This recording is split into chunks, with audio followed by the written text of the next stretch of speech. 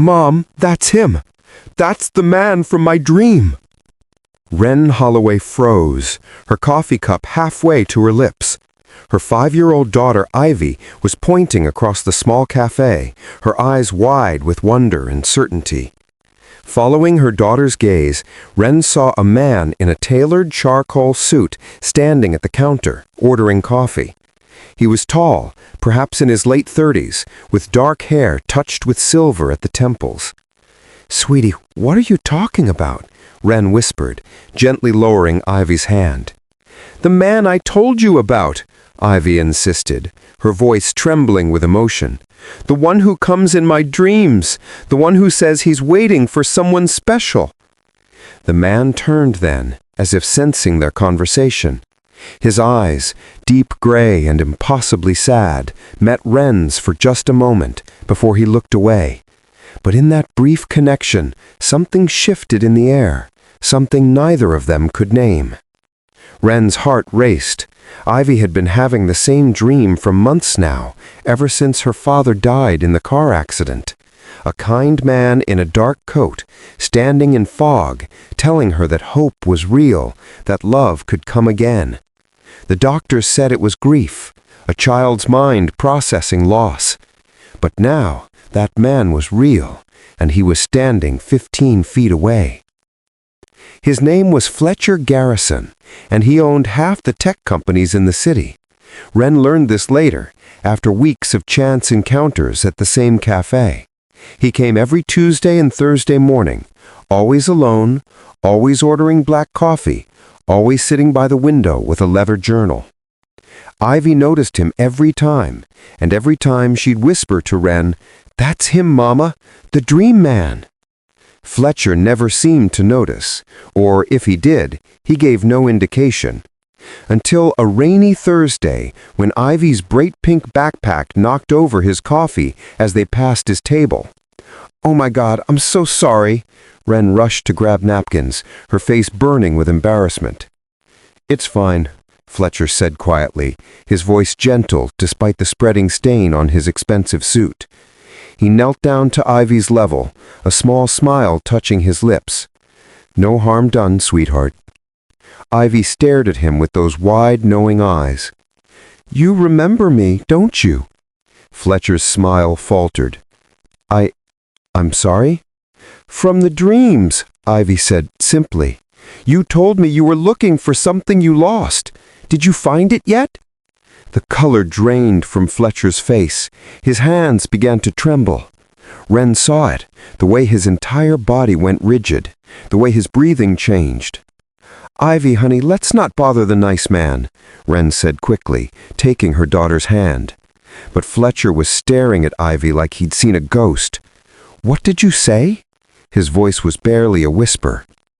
"In my dreams," Ivy repeated patiently, "you're always standing in fog, and you say you're waiting, that you lost someone important." Fletcher turned abruptly, his chair scraping loudly. His jaw worked, emotions warring across his face. Without a word, he grabbed his jacket and walked out into the rain. Wren stood frozen, her heart pounding. What had just happened? She didn't see Fletcher for 2 weeks. The cafe felt emptier without him, though Wren couldn't explain why. Ivy asked about him constantly. "Where's the dream man, Mama? Is he okay?" On the 15th day, Wren found an envelope taped to her car windshield in the cafe parking lot. Inside was a handwritten letter on expensive stationery. "Dear Wren and Ivy, I apologize for my abrupt departure. Your daughter said something that shook me to my core. 3 years ago, I lost my wife and daughter in a car accident. Since then, I've been having a recurring dream, a little girl with kind eyes telling me it's okay to let hope back in, that someone special is waiting. I never believed in such things, but when your daughter spoke those words, I heard my own dream reflected back to me. I don't understand what this means, but I'd like to, if you're willing to talk. Fletcher." His phone number was written at the bottom. Wren's hand shook as she read and reread the letter. Her daughter's dreams, his loss, the impossible connection between them. It didn't make logical sense, but somehow, emotionally, it made perfect sense. She called that evening. They met at the same cafe, this time intentionally. Fletcher arrived early, nervous energy radiating from him. When Wren and Ivy walked in, his expression softened with something like relief. "Thank you for coming," he said quietly. They sat, and slowly, carefully, the stories emerged. Fletcher's wife, Melody, and their daughter, Rose, had died when another driver ran a red light. Rose had been 5, the same age Ivy was now. The grief had consumed him. He'd thrown himself into work, becoming cold and unreachable. "I stopped living," Fletcher admitted, his voice thick. "I was just existing, going through the motions." Wren shared her own story. Her husband, David, killed by a drunk driver 18 months ago. The sudden, devastating loss. Ivy's nightmares turned to strange, comforting dreams about a sad man who needed help. "She'd draw pictures," Wren said, pulling folded papers from her purse, "of a man in fog. I thought it was just her processing grief." Fletcher stared at the drawings. They looked exactly like him. "I don't understand this," he whispered. "I don't believe in supernatural things, but here we are," Wren finished softly. Ivy, who'd been coloring quietly, looked up. "You're not sad in the dreams anymore," she told Fletcher matter-of-factly. "You're smiling now." Fletcher's eyes filled with tears. He looked at this little girl, this stranger who somehow wasn't a stranger at all, and something broke open in his chest. "Can I tell you something?" he asked Ivy gently. She nodded. "I had a little girl once. She looked a bit like you, and she used to say that dreams were how people's hearts talk to each other when they were too far apart." "That's true," Ivy said seriously. "My daddy told me that too before he went to heaven." The three of them sat in the warmth of the cafe while rain streaked the windows, bound by loss and inexplicable connection. Over the following months, what began as mystery became friendship. Fletcher started joining them for their Tuesday cafe visits, then Saturday park walks, then Sunday dinners. He taught Ivy chess. She taught him to laugh again. Wren and Fletcher talked for hours about grief, healing, guilt, and the terrifying prospect of moving forward.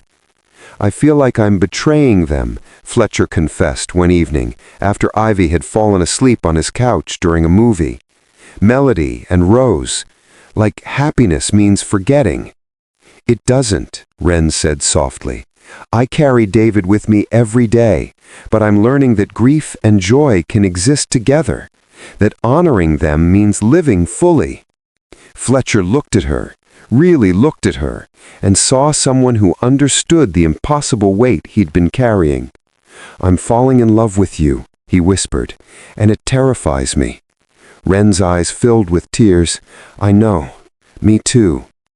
They didn't rush. They took time, navigating their healing together, learning to hold both sorrow and hope, memory and new possibility. 1 year later, Fletcher knelt in the same cafe where it had all begun.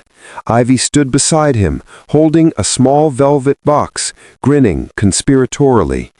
"Wren Holloway," he said, his voice steady despite the tears in his eyes. "A wise little girl once told me that dreams are how people's hearts talk to each other when they're too far apart.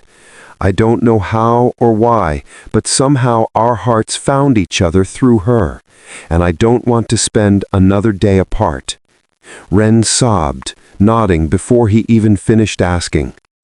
Later, as they sat at their usual table with Ivy between them, Fletcher asked softly, "Do you still have the dreams?" Ivy shook her head. "Nope, because you're not lost anymore. You found each other." Fletcher pulled both of them close, overwhelmed with gratitude for this strange, beautiful second chance, for a little girl's inexplicable dreams that had led 3 broken hearts toward healing. "Thank you," he whispered to Ivy, "for seeing me when I couldn't see myself." That's what dreams are for, to show us what's real when we forget. Sometimes the heart knows things the mind can't explain. Sometimes connection transcends logic. And sometimes love finds us exactly when we need it most, even in dreams. If you enjoyed this story, please like, share, subscribe, and comment.